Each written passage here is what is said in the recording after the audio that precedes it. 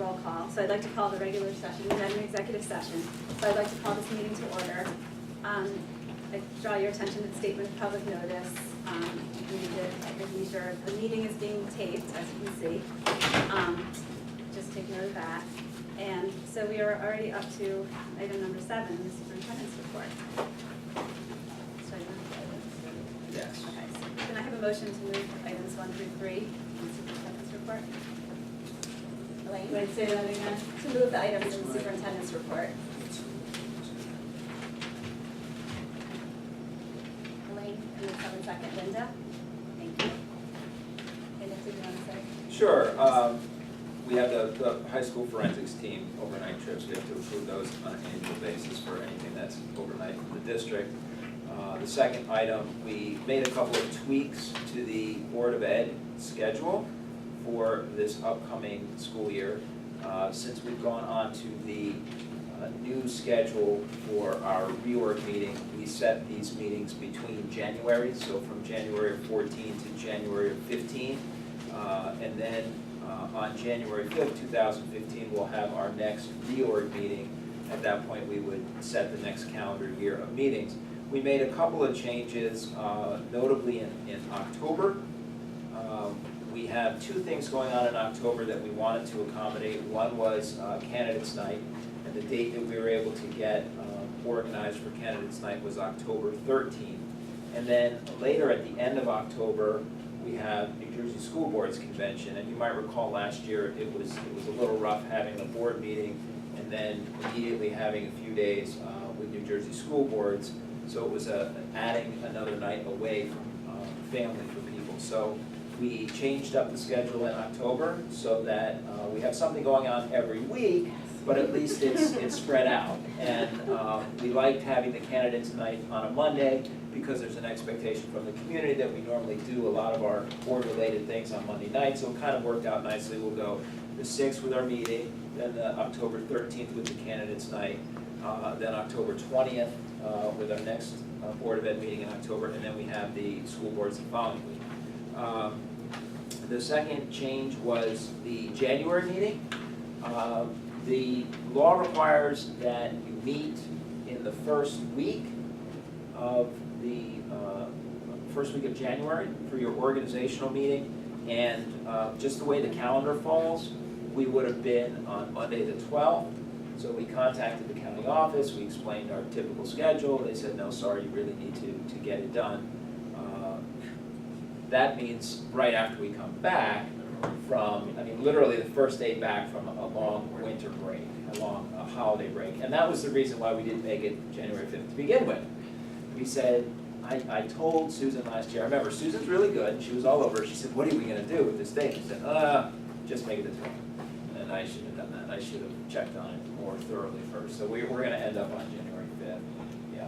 So in that case, since it's the first day back, when are we Right. gonna get the e-packet So for that meeting? Susan and I will have that pretty much finished before we go. So that's when we'll. Right, Okay. we'll just have to do things extra early. That was the other reason that we really wanted to do it on the 12th. I Susan know. thought of all No, this, and wait she a came to minute, me and why should I said, know? you know, Nick, so she and I will be having a little late party right before everyone else is going away for the holiday, so we can get the agenda set up. But that's okay, we'll just get it started ahead of time. Okay. So yeah, it's less than ideal, but, so we did have to change it.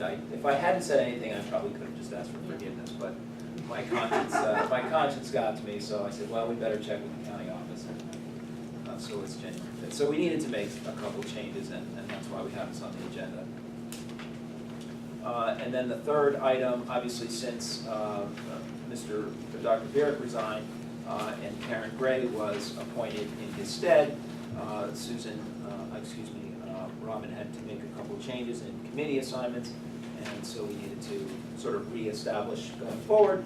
And of course, we'll be going through this process again in January when we have the results of the next election. We have to redo committees after the election and during the reorg, and so see that on. That's it. So can I just ask a procedural question? If we want to change the committees or add a committee like facilities, we would just do this again, or would we need to wait till January? I would think that the logical, I think you're asking me, I think the logical time would probably be to wait until January. You know, at this Okay. point in the game, there's not a lot of time to start that up. I mean, if you wanna talk about it more, we certainly can, and I can talk to you a little bit about the pros and cons of doing things like that, given the cycle that we went through once already with finance and facilities. But yes, we could certainly do it, and it would probably be logical to do it in January. Okay, that's fine. Any other questions? We have a roll call, please. Mr. Byrne? Yes. Mrs. Gray? Mrs. Cassell? Yes. Mrs. McGowan? Yes. Mrs. Shaw? Yes. Mrs. Richard? Yeah. Mrs. Wooldridge? Yes. Mrs. McHugh? Yes. Okay, we're up to a presentation on long-term capital projects. So Rod's gonna take over here. Sorry, Ron, we tried to get the wireless working.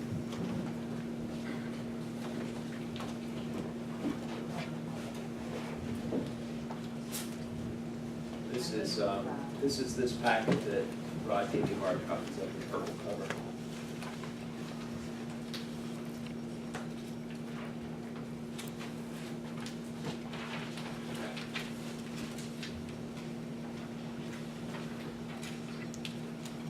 Okay. So everybody does have a copy, as Nick mentioned, of this, one of them. The intent of this presentation is to kind of give you an overview of how we have developed a plan to fund the capital projects that the district has identified to date over the last several years. So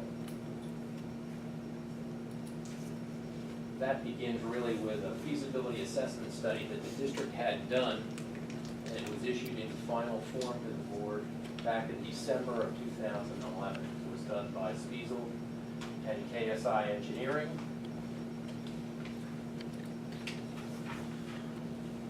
And it looked at all the schools in the district.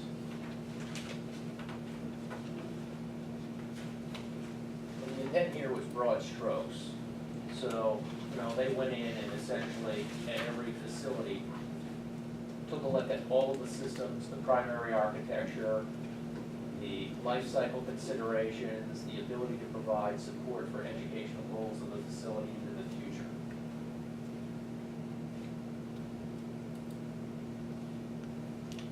As I indicated, the findings and recommendations were provided to the board in what is a 109-page report that was issued in December of 2011.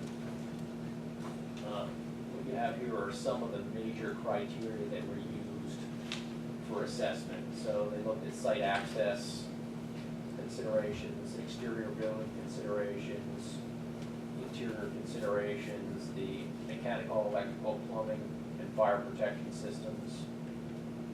Criteria included needs specifically related to the renewal of those systems as they age in order to adequately support educational needs, and improvements that are proposed to provide consistency with recent improvements undertaken, say, in other schools.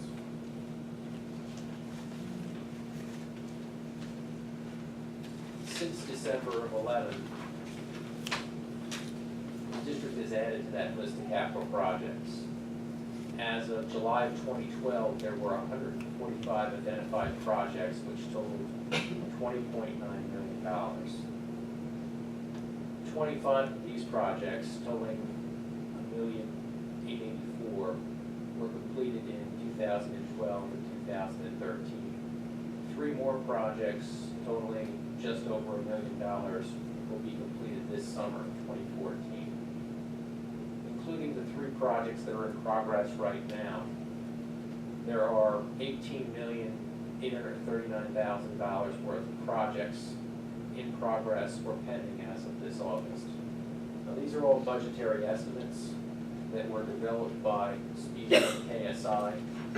Obviously, for those projects that are completed and/or in progress, we have the actual costs at this point in terms of what the contracts were. And what you have on these pages that ensue are the listings as prepared that were in the report that was issued by Spiesel. And I apologize for the size of these, but honestly, with 145 projects, if we were to make it larger, then this would have been 20 times as long. Hopefully, that's why I give everybody a paper copy, hopefully you can see a little bit better on that. What the first column here is really the construction estimates. These estimates were prepared by Spiesel and KSI. The first column here that's in green are completed projects, 12 and 13. As I mentioned, there were 25 projects in 1984. And there's a total page, so I'll go through all these. The blue column here are the projects that we undertook this summer. The amber column are the SBA grants, the School Development Authority grant projects. The yellow column are what I'm calling direct install projects. Now, this schedule and these colors, and when we get to the total, the summary at the end, will look familiar to the Finance Committee because I talked about it initially to the Finance Committee back in, I think, January or February of this calendar year. And I presented this core part of it, but not the rest of the presentation. And then we have in Robin's egg blue, the science lab renovations for middle school.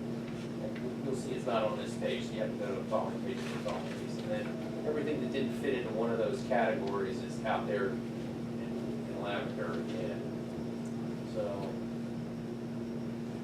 Can I put the W means in the second column?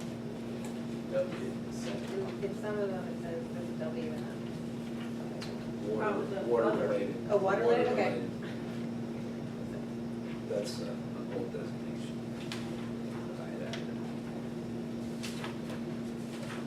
So as I said, if you total all the construction estimates, they're $20.9 million. We've completed $1,084,000. And those projects, just to go back over those, if you want to see what we've done so far, and I won't, because they're 25, I won't go through all of them, but involved, things like the retaining wall replacement over at Liberty Corner, that both retaining walls over there. We had basement window replacement over at Liberty Corner that we did a couple of summers ago. We had drainage over at Liberty Corner, access ramps at Liberty Corner, over at Cedar Hill. We did some additional drainage and regrading around the building. Trying to pick out the larger ones.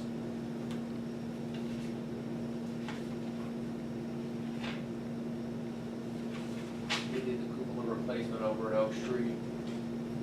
There was additional storm drainage over at William Adden. And then, of course, we did the project last summer where we renovated the annex here. We created 2 new small construction spaces out of what was the IT space over at Cedar Hill. We put the generator on this building so that, and moved the IT hub over here so that if we ever had a major extended power outage again, we'd be able to stay in operation basically, because last time we did have fiber connectivity, we just didn't have power. And we also renovated the tower area that had been, I guess, in disrepair for at least the last 12 years over at Oak Street, so that staff that were located here would be able to go there. This summer's projects, I think everybody's pretty familiar with the budget presentation, but we're doing obviously the drive access for the buses up to high school, paving the entire corner surface area there, all the tarmac, all the way around the building. And we're renovating and expanding significantly the future over at the Middle School. So I'm going to just go back. Everything that's in light green here is the $18.8 million that I said headed, which includes this summer's projects. Now, we had $1.25 million here. We weren't able to get the Wellness Center project, which is the $500,000 project, $250,000 project, in under bid threshold, so that one hasn't taken place.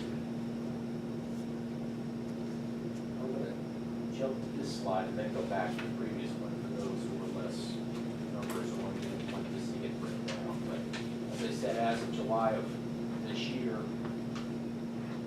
we had projects in progress and pending totaling, which are about 117 and 145 are still pending, of 18.8 million.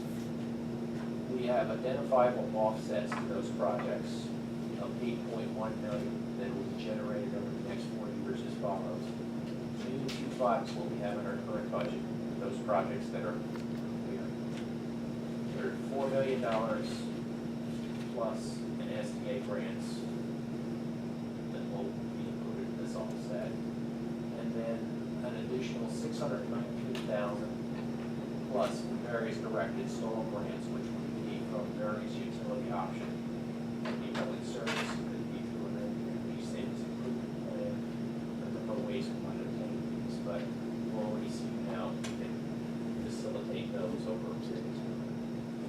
And then we need to generate an additional $2.2 million in additional reserves over the next 4 years. Another way of looking at it is that out of this $18.8 million, because down here I should mention that we already have reserves as of July. The board voted to establish, we bumped up our capital reserves and our maintenance reserves beginning in 2012. We added to it every year since then. We added another $1.9 million this year. We're up to $10.6 million.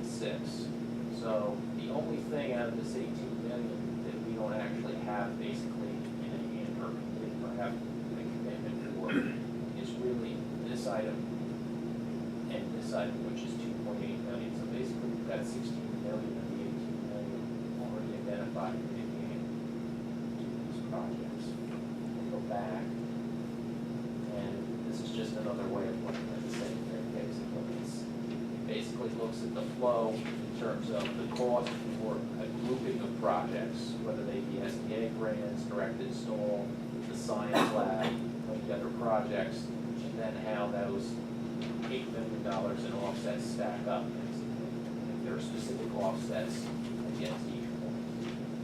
So this is the current year's budget, it's the year 5. Included in that, of course, were both capital projects grants from 7 years ago that we went back to the state 14, 20, when there still was. Contribution, this was an error mark one time, not a contribution, but basically savings that we're able to generate through tracking their utilization of overtime, things of that sort last year. And over here, of course, the $4 million in SBA grants, direct install grants of 619, and as I said, we need to generate about 500 plus thousand a year, 565 a year in terms of additional reserves, which should be very manageable for us. The current year that just ended, we generated $1 million just for capital reserve. So that's a very conservative number to say this is what we generate. That's really the intent of this presentation, to show you how we go about facilitating everything that we've identified as of this point in time that potentially we want to do. But the caveat is that this is an all-inclusive list. As we move forward, the board may say, we don't want to do some of these things, and we do wish to do others.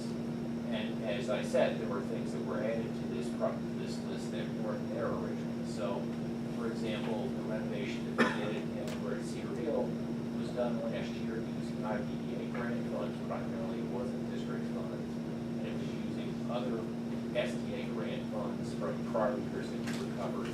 But we added that to the list and did that project as an example. You will see down here for those who want to, or have certain interests or certain particular hot topic items, there's provision here to redo the field. And Where is that on? where is it? It's in here. I think it's on page 2. Okay, I was looking for that one. I think it's on page 2. It's Okay. pretty long. I just put it down in my notes. stuff. Yeah, here it is, it's right here, Okay, thank you. right there. Mhm. Right.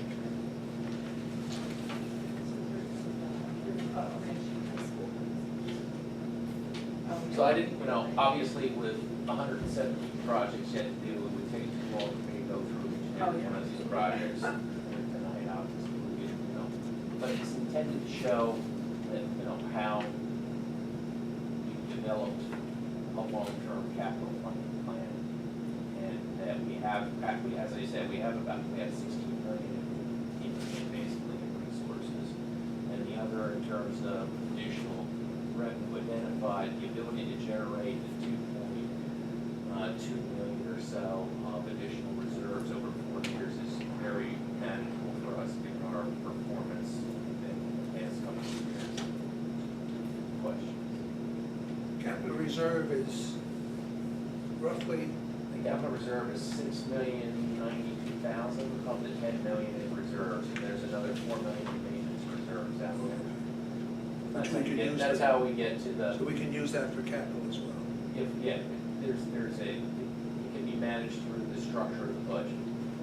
So through the utilization of the maintenance reserve, the budget, it frees up current resources that you would otherwise use for maintenance, and therefore would allow us to use it for current capital.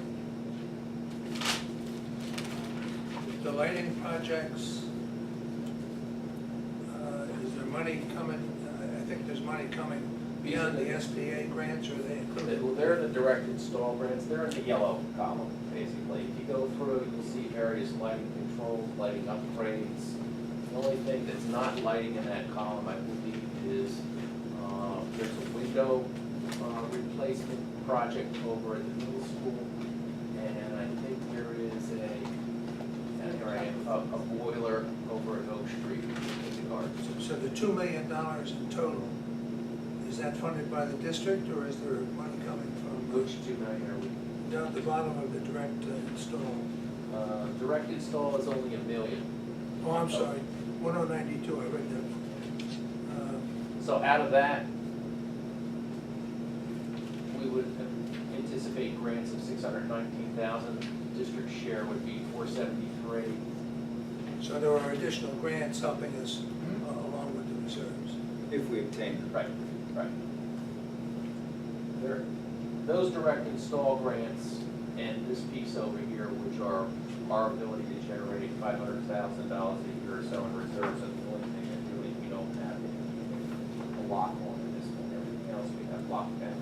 Those grants you have to apply for one at a time, but it's really, we think we're gonna have success with that. And frankly, even if we only obtain half of those, we're probably gonna generate more than $500,000 in 1 or 2 of these years, and we'll still be this end of it. I remember walking through and looking at some of the things that were recommended. All the doors were going to be changed, and some of the, I would think that those projects were too expensive and should be dropped. They're in the list, but as I said, this list is basically a list of everything that was there. It doesn't mean that we're gonna do all of those projects. It was simply to identify an all-encompassing list as we view it as of this point in time that had been presented to us. And I said, it could be, we may wish to make as a board deletions from this list and additions to the list as we go Well, forward. I was just going to suggest that we do another development, because I remember there was a lot of stuff in the first one. Well, I think that, remember they were like tier 1, tier 2, tier 3, and some of the tier 3 really don't need, because Right. tier 3 the ones Yeah, that don't those really are- need to get done. So I didn't they're all- get into all of that in But this. it's, because I but was they're all like, in there, yeah, they're all it's in there. this document, Yeah. yeah. I think you can see that because they're on the last page. Right, Or they're, something like that. it It's good basically goes recommendation. from the highest priority to the lowest priority in terms of how they're But set up here. I think I agree with So what Mike who's said. deciding the priority? It was, that was decided by the committees in the past. Well, right now, there's only finance and Right, but that was facilities together. done, all of It's these, just that was finance. done probably right after this list came out. So you Right haven't after changed the priorities since it was originally? Other than the ones we moved ahead, we moved some things ahead and added new things to it, so that implicitly changed it to a So who's priority doing one, that? right?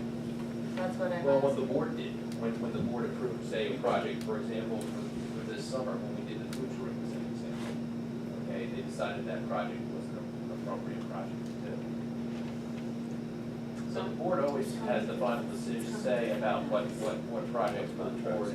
Well, we'll bring it up at the committee, but I think it's time to think about doing another one, particularly with the in-house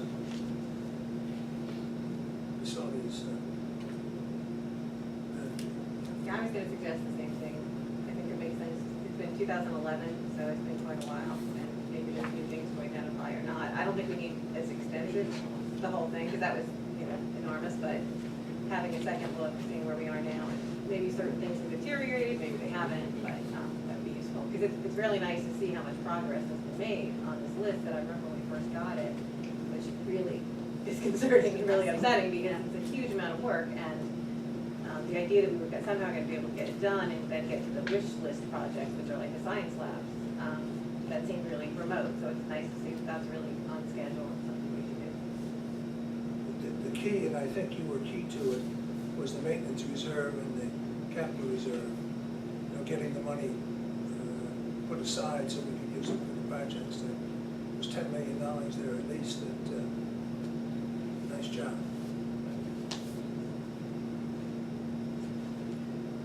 Anybody else have any questions? Thank you, Rod.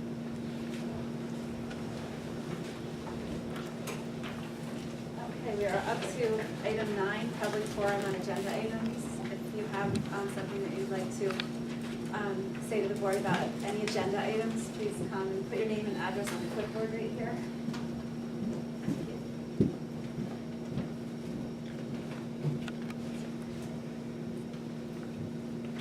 Okay, well, if there's no public comments, I will close the public forum. We're up to approval of minutes. Would someone like to make a motion for the minutes? Linda, a second? Anyone want to second? Colleen, thank you. Did anyone have any questions or comments about the minutes? Okay, can we have a roll call, please? Mr. Byrne? Yes? Mrs. Gray? Mrs. Cassell? Yes. Mrs. McGowan? Yes. Mrs. Shaw? Yes. Mrs. Richmond? Mrs. Woolridge? Yes. Mrs. McKeown? Yes.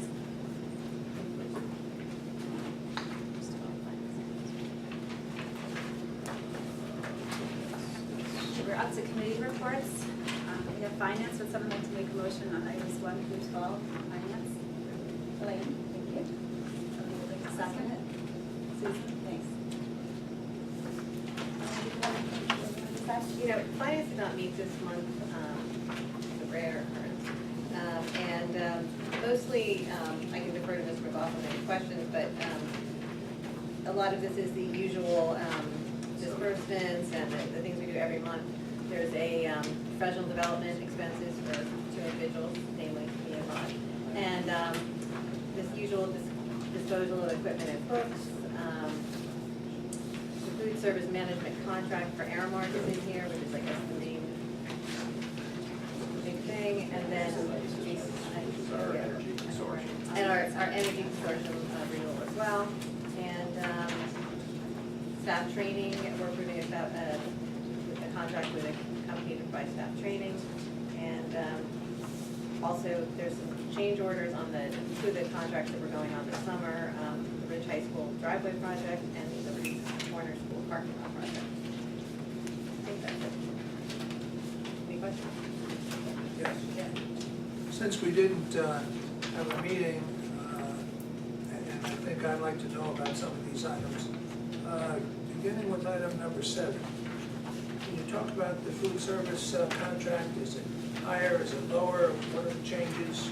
Well, the main change really is that in every 5 years, we have to go out and rebid it. So this was our 5th year, we just, 13, 14 was the end of the 5th year, so we went out this spring and rebid it.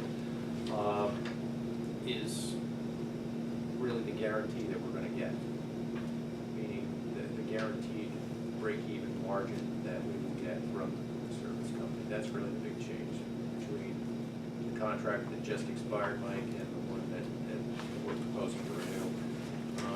This one proposes a guarantee of, if I remember correctly,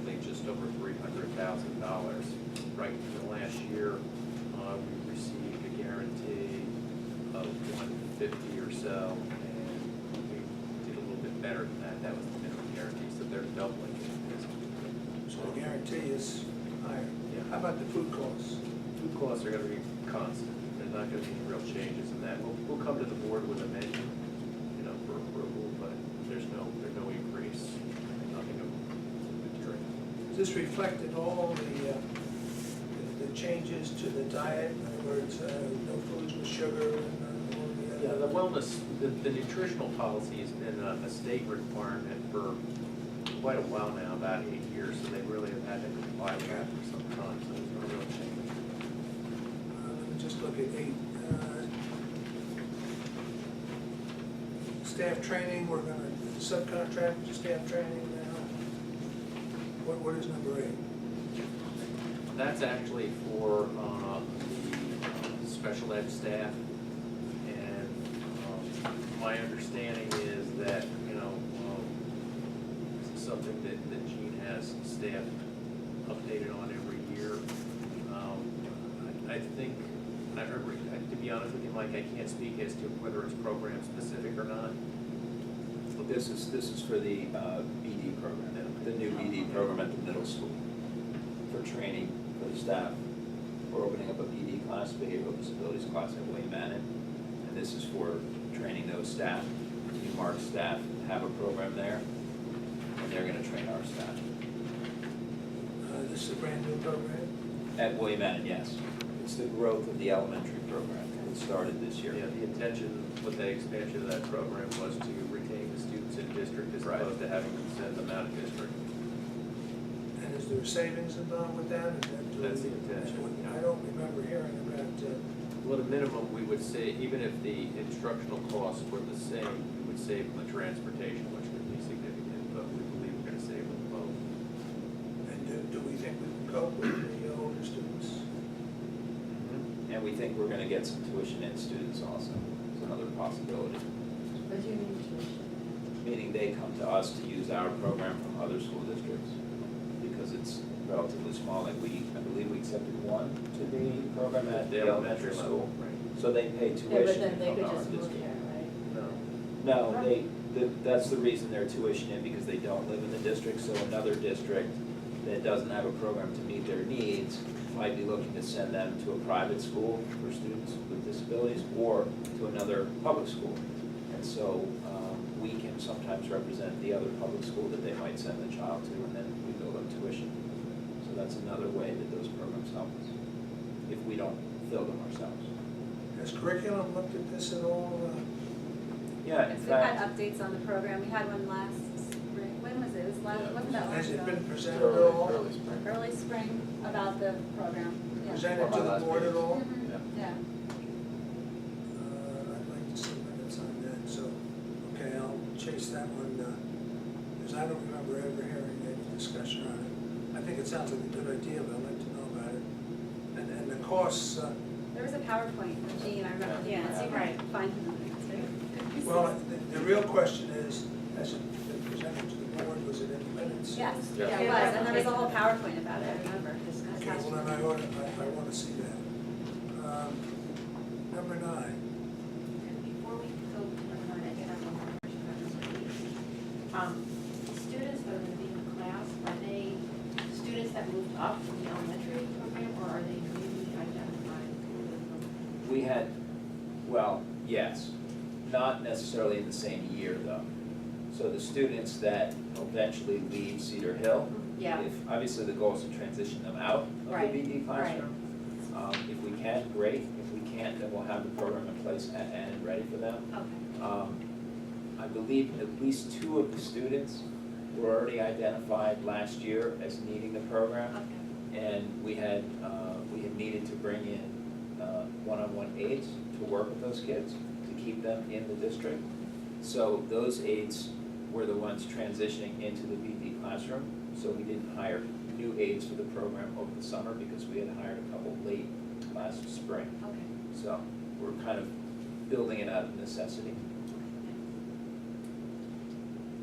Number 9. idea, monies, what is that? Those are Individuals with Disabilities Act funds, so every year we've been receiving these entitlement grants, and all this does as part of the process is the board has to acknowledge back to the state in a resolution that it would like to accept these funds, to apply for these funds.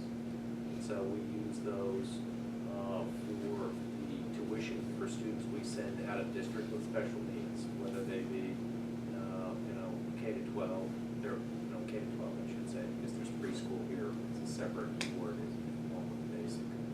And then there's a non-public component that under the entitlement structure that are funds that are available to non-public schools within the district that would have students that are eligible. Are these larger numbers than in the past? They're about, they're static, they're really not, there's no growth. What's going on here is the battling of the sequester, that's still out there as an issue, so that's why it's really kind of static, it used to grow Sequester? at the federal level. Federal. Okay, yeah, now I understand. 10, I think I know about, did they get the telephone pole out of the driveway yet?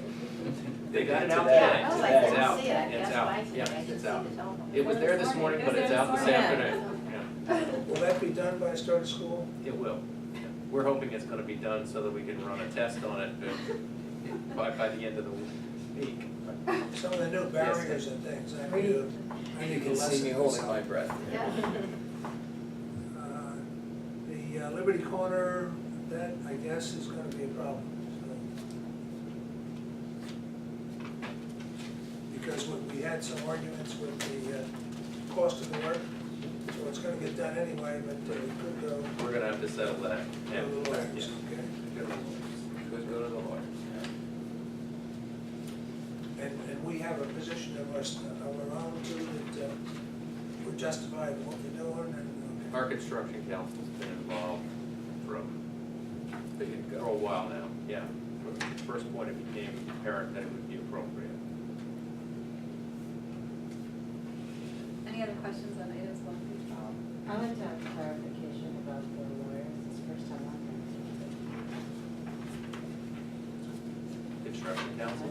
Yeah, the construction council, the Liberty Corners. We retained construction council, construction council. and right, lawyers. back as special I got you. counsel back in the spring. We only used them as needed, I obviously. didn't realize construction council. That's actually a change, just a shifting of costs from our general counsel over. So we would have, in the past, we've always had general counsel do it. Instead, we retained special counsel that had expertise in this area. but I understand the problem is that we diagnosed the work and did the job, and Well, the we probably contractor shouldn't is talk too arguing. much in detail about it here, Okay, just so- because it could go to litigation. Okay. Not that I'm more than happy to talk about it, but I don't think that we can talk about it publicly because it may go to litigation. Better, for example. Okay, and number 12, we missed, that's the last one in finance. That's the ACES. What's that? Well, it's the Alliance for Competitive Energy Services, which is really a consortium of school districts that come together and purchase, electricity in bulk. We've participated in, we've been a participant in it for as long as I've been here. I don't know how much longer going back, but probably for a while. It's been around for a while in the state of New Jersey.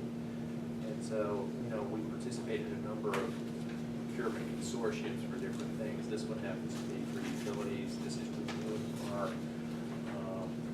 contract to participate in that consortium and avail ourselves of those large bulk bid prices on electricity.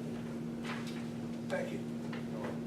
And I just realized that we have any addendums, there are actually 13 items. So we need to make a motion to amend finance items to make it 1 through 13 instead. What's Right? 13? I move to amend it. Thank you. Can someone second that, and then Nick will explain the last one? I'll second. Okay, thank you.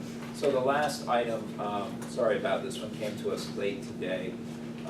We have a couple of staff members that we would like to send for specialized training.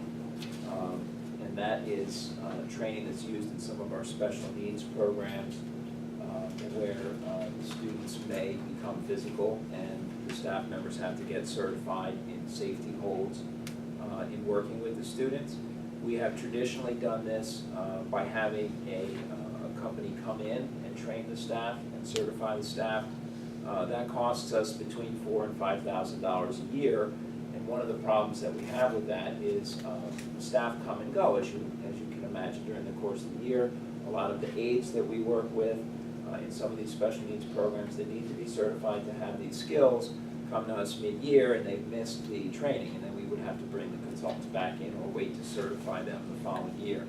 So we've come across a program which licenses a train-the-trainer program, and these two staff members, we of course we can't guarantee, but we know them well and believe they will be with us for quite some time, and we would like to get them trained so that they can train the trainer, because it will save us money in the long run, and it'll also make it much easier for us to train our staff as needed.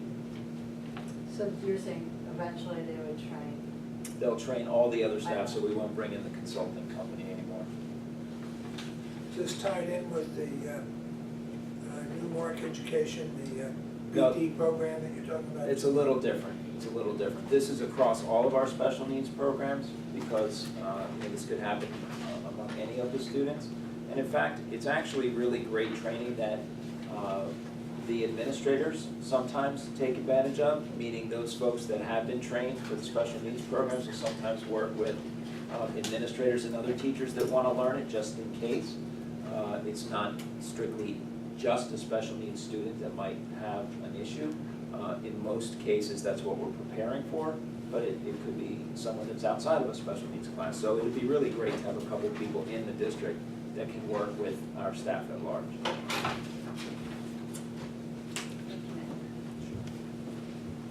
Okay, can we have a roll call on items 1 through 13?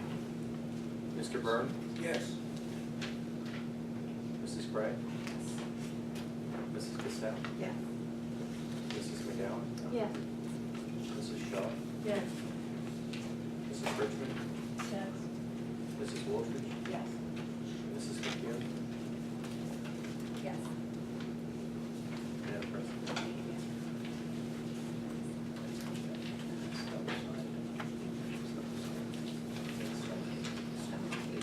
Okay, we're up to personnel. We have items 1 through 52. There's an addendum. So make sure you find that. Do you want, people have 2 minutes to look at the addendum and then we'll make the motion? Okay. I got so much paper. These are new hires? Correct. We apologize for all the last minute The 11th shuffling. hour, right. As you can imagine, with school opening on September 4th, we need to get some folks under the wire here. I just saw, well, wait for a question.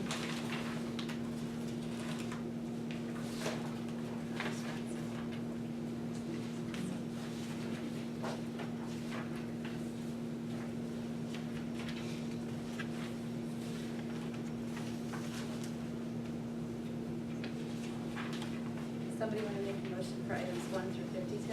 Linda? Second? Okay, Susan, thank you. Did anyone have any questions? Personnel items? I just saw that a few teachers are leaving at the beginning of the school year. And it just, what will happen to their classrooms? Are they gonna even have classrooms? I'm kind of concerned about that. If they're leaving at the beginning of the school year, we've either already accounted for that, so they've notified us, remember, they're still giving us notice. So we already have a replacement. Sometimes we have overlap built in, so it depends on when they're leaving, what point of the year, but we always have a provision where there's either overlap, or we're trying to bring them in, bring the replacement at the start of the year, and they're We're trying to do serving overlap with that individual. So there's a transition. Always, yeah. Yep. Yep.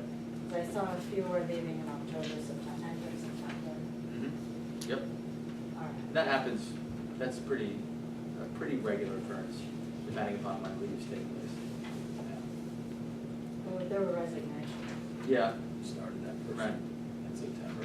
yeah, The replacement's starting in September. they all are, yeah. Karen? I just have a question about, in the extracurricular assignments, what is a military liaison? That's our, one of our guidance counselors who is strengthening a relationship with our, the military branches, brings them in, does programs with the students to inform them about the college process and how it works in the military world. We had a real need for it that was identified about 3 years ago.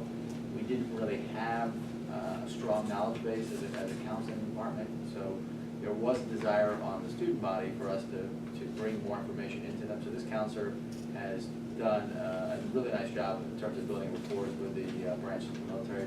We've had a number of programs where students have they've been very well attended, where they've learned about the military, different branches. So we brought in several branches already. We still have a couple of those we have brought in. So, forgive my ignorance, No. but why is it a stipend in bold as opposed to another guidance counselor who establishes relationships with other higher education? This one in particular, we didn't have any rapport at all, and we had really no rapport with the military branches. And so the BTEA had negotiated this stipend as part of the recent contract negotiations. So it was determined by the BTEA, and we appointed this individual and the board. Right. If Bill Cook was here, he could tell you all about exactly what it And it is a involves. great It's program. It is, we area have of come a long expertise, way. yeah. This is really West Point, Yeah, West Point. Annapolis, and the Air Force. What about the ROTC programs? Some of the colleges have ROTC programs. They do. Scholarship. Does it get into that at all? Part of the role of the person is to get the information out about what's available for our students. So we don't necessarily, I know the programs I've attended don't focus specifically on ROTC, but they do mention it. The major piece is about the process to get into the schools and then what life is like there. They actually bring in cadets to speak to the students. It's the second year we're running it. Any other questions? Do we have roll call? It's not like I'm just going through Tuesday. Mr. Byrne? I am going to comment on one, let's see how many there are.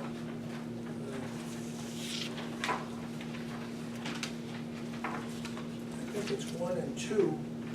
It's the areas for bonus for the superintendent and the business administrator.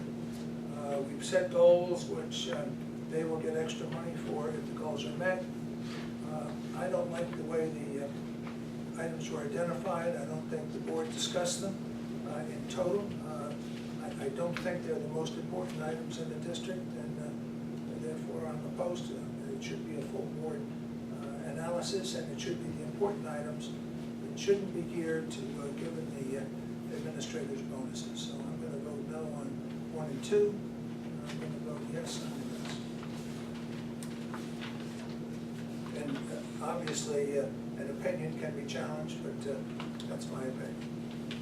Mrs. Gray? Mrs. Cassell? Yes. Mrs. McGowan? Yes. Mrs. Shaw? Yes. Mrs. Richmond? Yes. Mrs. Woolridge? Yes. Mrs. McHugh? Yes. Madam President?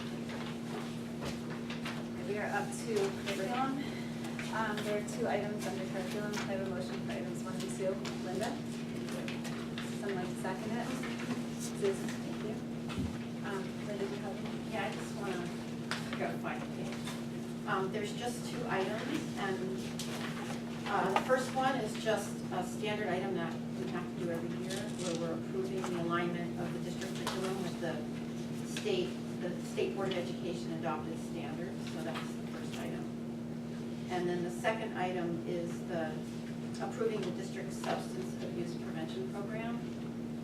And there have been some recent changes to it, and the board received a copy of an updated document this afternoon, an email, and we will be talking about this at curriculum.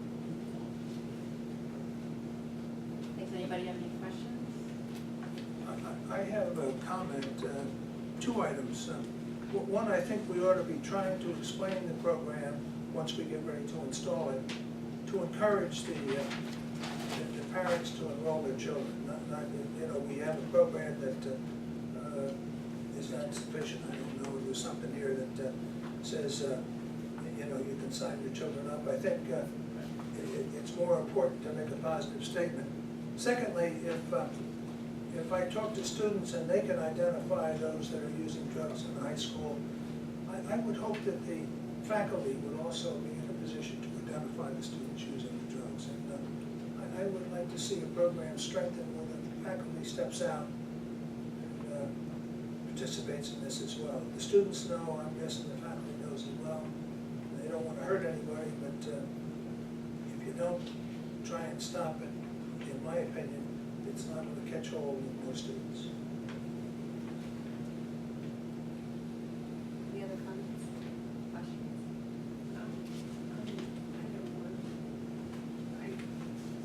I would just love to know more. Obviously, we should do this for September, but what are the changes and how will they affect our students? Yeah, we'll discuss, I'm sure it'll be discussed in curriculum, but this is an annual statement that we put on every year. It's to ensure that we're aligning to the most recent standards. So this year, there weren't major changes. Last year, we had significant changes where we were in the last year of the Common Core standards. So this year, it's interesting. A district like ours, of course, we're always adhering to standards, but it's to ensure that the districts are adhering to the latest versions of the standards. So it's really that we're certifying to the Board of Education for the state that we are in fact adhering to the most recent standards. But I know this will probably be discussed more in curriculum specifics. Because I know that Dr. Heineman will cover the curriculum highlights, the summer curriculum highlights, where you'll get to the details. So that meeting, I believe, is mid-September, so they would have the minutes before the, September 12th. right, so before the second board meeting in September, we have the minutes for that meeting. Yes. On some of the areas were probably revised, you know, and we already got the minutes from them, you know, it's an ongoing process all year, so.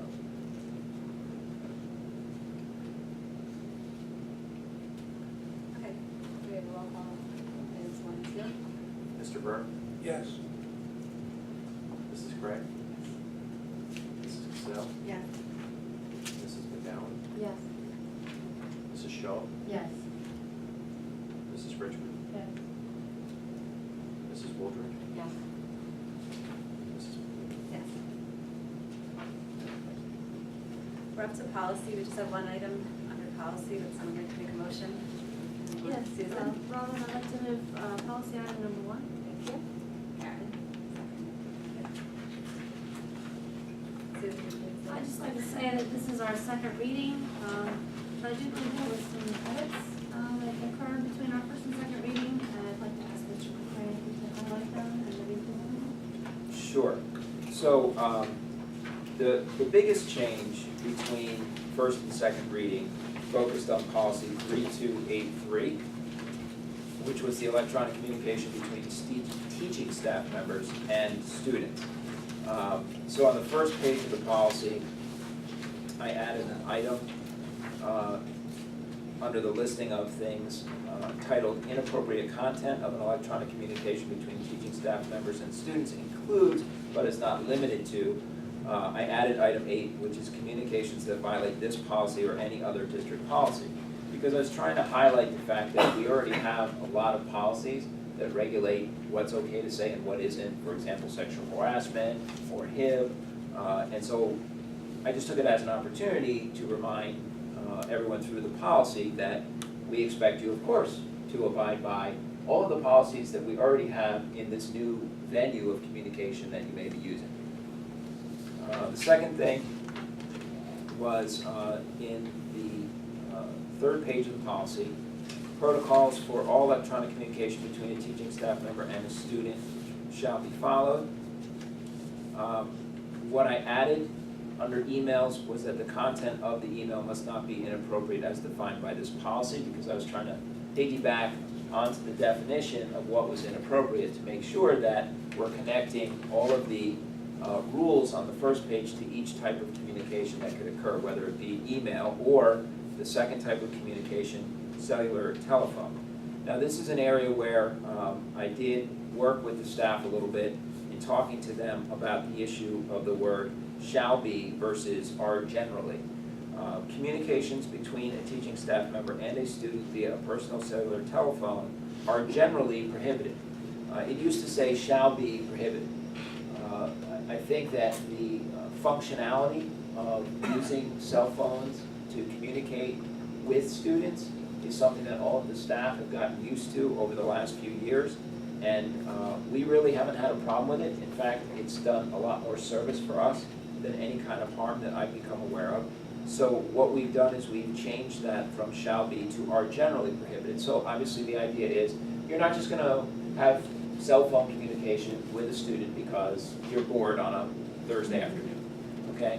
The communication is prohibited in general for that purpose. So where is the exception, essentially? We built it into the wording of how the teaching staff member may have the communication. We added a layer where there has to be consent from the parent. So you'll see parent and guardian or adult student needs to consent to the communication. The list of purposes for the communication is all specifically school-related. The communication can't be for anything that's not specific school business. We added that the staff member must consult with the principal regarding the nature and purpose of this form of communication, so that the principal has to have an opportunity to understand who is communicating with students via cell phone or text messaging.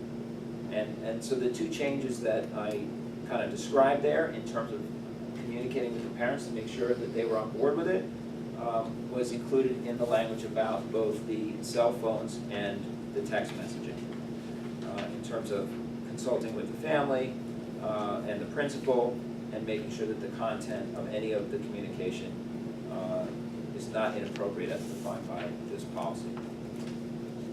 I added a piece in there about staff members who have personal social networking or other internet-based websites, things like Facebook pages and so on. I just simply added the wording to encourage them to make those sites private through appropriate settings. Obviously, I can't mandate that, but I took the opportunity to suggest that it's probably a good practice to keep your web page private.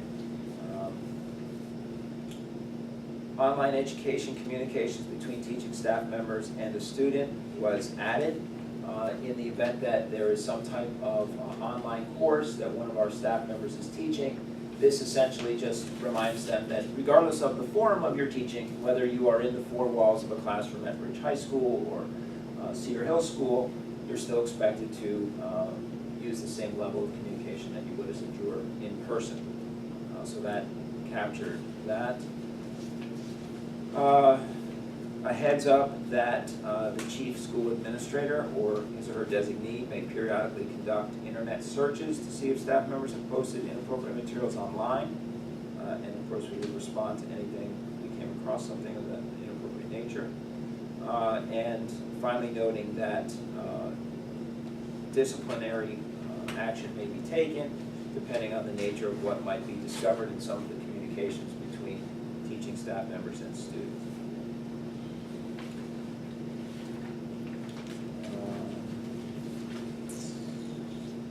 There was something about their own websites.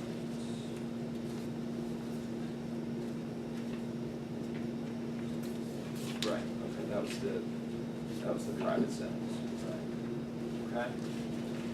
Any questions? Yes? Did these changes? Oh, I'm sorry, I meant to say that. Thank you, Susan. So 4283 is for support staff members. I left the changes, I didn't make the changes in the support staff members because I wanted to be more restrictive than with the teachers. You know, I just felt as though that stricter prohibition in the support staff members is that you have to have authorization from the school principal for any type of cell phone text messaging. I just felt as though to open things up a little bit with our teachers that are the ones communicating with the kids for this purposes was a good place to start. And I kept the reins tighter with the support staff member because I just don't see the same need as I do with the teachers. So you kept it as shall be? Right, correct. Yeah. The only, the first change that you made, the communications that violate this policy and other policy, is that one? Actually, that's a good point, I didn't add that to this. I thought that was really Okay, good. It would still apply to the support stuff. sure, I can easily do that. Put that one in. Okay, yep. And then this is a mandated policy. Yes, Did these changes, do those need any kind of Well, attorney review? we reached out to Strauss Esme and talked to them about it, and what they basically said was, it's really, the M designation just means you have to have a policy. They said that they were acutely aware that this is like a draft, and they know the districts are gonna customize this a little bit, so I don't see it as something whereby we really need to spend a lot of, attorney consultation on this. A lot of these changes, by the way, I didn't just make them up. We talked together, and I also got a copy of New Jersey School Board's policy, because New Jersey School Boards and Strauss Esme are sort of the two entities that produce draft policies for people to work from. And some of the ideas I got from New Jersey School Board's policy, combined with the ideas that people communicated with me about when we posted the draft, were kind of blended together. So these things are not, they're really from New Jersey School Boards, and I tweaked them a little bit for our district.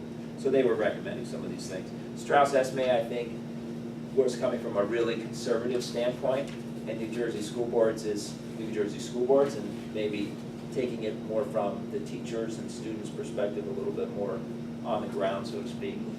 So I think it's a kind of a nice balance. Thanks for Sure, clarifying. sure. Coaches, Yes. coaches, support staff, are they considered teachers? Well, so our coaches are generally all teachers. There are a couple of exceptions. The occasion where we are not able to hire a teacher in the district to fill a position, fill a stipended coaching position, we probably want to handle those through Rich Shello and work with them. But I really, one of the things that I think is really key in the context of all this is to understand that the state has said everybody's got to have a policy now, because they want to force everyone's hand to make sure that people understand the expectation in this type of communication. Knock on wood, I feel really great about our district in that I know that a lot of coaches text students, hey, we've got to move fields today. We've got to move our practice time back an hour. And it's never been an issue that I've become aware of since I've been working in this building. So I feel really great about our staff being professional and being appropriate in the use of the electronic communication. Nevertheless, when I presented the policy to the administrative cabinet, right away they were talking about the different forms that they're already using or the forms they can standardize for their colleagues.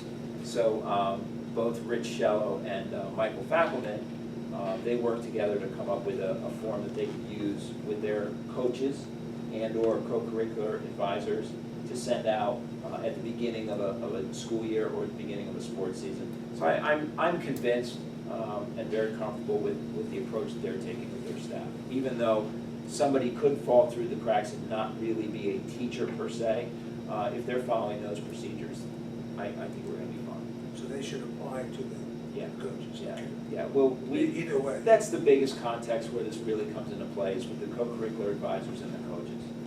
So as long as they're following the guidelines of folks like Rich, they're going to be fine.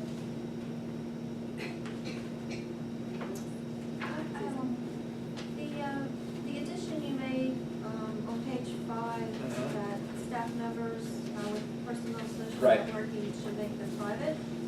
I said are encouraged. All right, correct. Yeah, yeah, are encouraged. Could that go on the support staff as well? Sure, Because you do, it reads the same. Yeah. sure.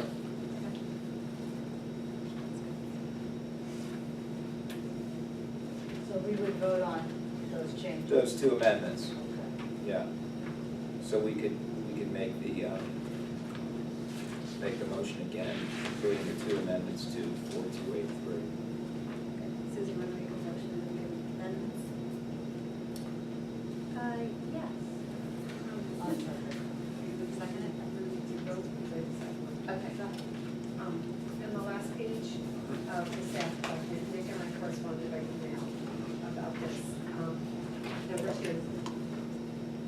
want to say with all the board present that I have some reservations about the idea that a student could suffer disciplinary action in this situation unless we've gone to appropriate lengths to make sure that they're properly educated, because they're kids, not the adults in this situation.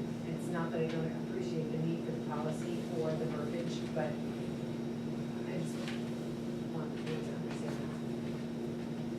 that. Right, and you know, and as much as I can tout the professionalism of the staff, I could really say the same thing about the kids. I think the kids, unless no one's telling me about it, and the administrators are disciplining kids left and right for inappropriate text messages that they send to their coach, you know, and I don't believe that's the case. I'm sure that I would find out sooner or later that we had a problem there. And so, you know, the same thing can be said really for the kids as for the coaches and the teachers. You know, again, knock on wood, this hasn't been a problem for us. So I believe that the kids are being appropriate too, and they understand that, you know, a conversation via texting is really not much different than standing in the classroom, and you wouldn't say something to your teacher to their face that you would suddenly decide, oh, well, it's fine to, you know, curse them on my text messaging. But I certainly do appreciate the fact that, you know, there needs to be appropriate discipline. Students always need to be given due process. I believe our administrators do that. And quite frankly, our kids are probably more up to speed on appropriate use of electronics than we are. But I think your point is well made. I'd like to challenge the comment. I don't know whether the kids get exposure to what is right and wrong with the internet and their use, but when we had the N and 4 or whatever it was with the pictures of themselves, and I'm sure there are other examples. Well, I think they know better than to send it to their teachers, what Nick's saying. The teachers aren't getting inappropriate stuff from the students. Yeah, The students are doing it. But the comment was on the students. I think it ought to be part of the health curriculum or something that, you know, here's proper use of the internet. They get a lot